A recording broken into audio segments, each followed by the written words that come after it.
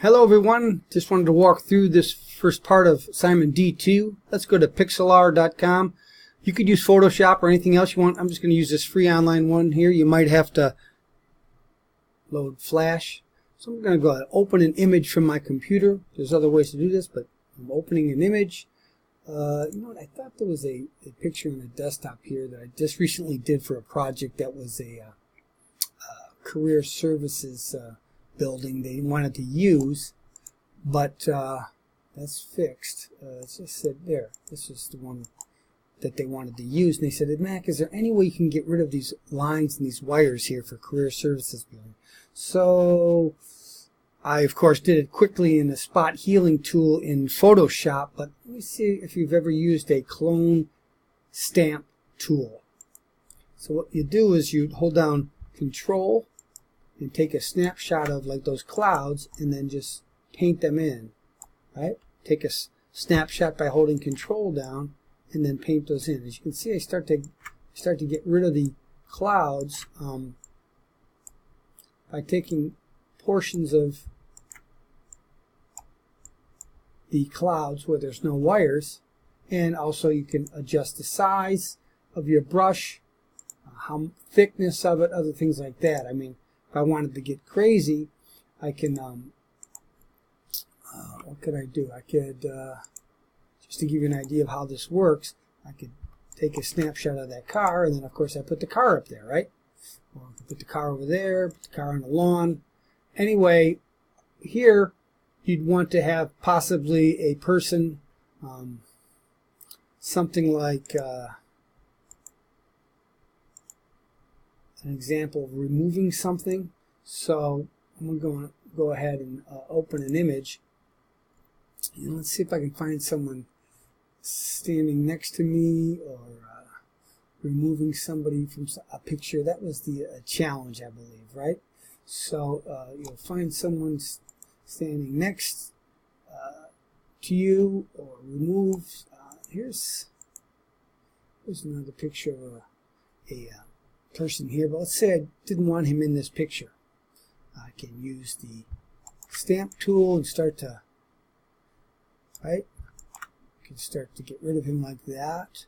And if there's certain people get laid off from certain jobs, you can replace them in the picture and move others over. So sorry about that, Joe. He's a good friend of mine.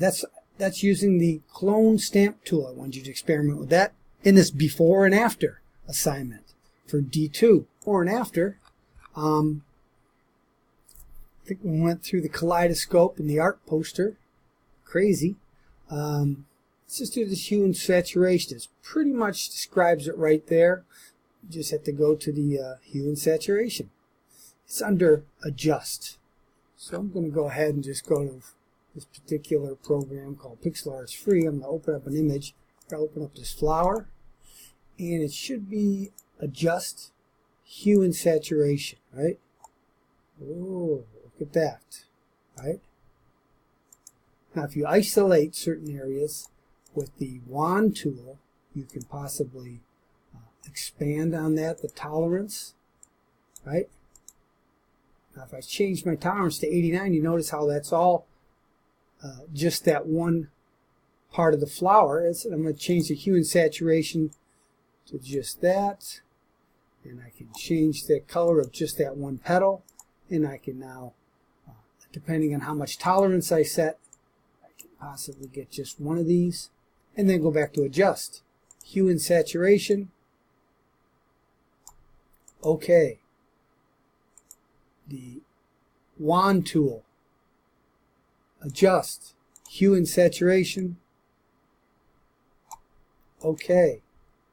Wand tool. This seems to be taking more than just one there. Don't change it.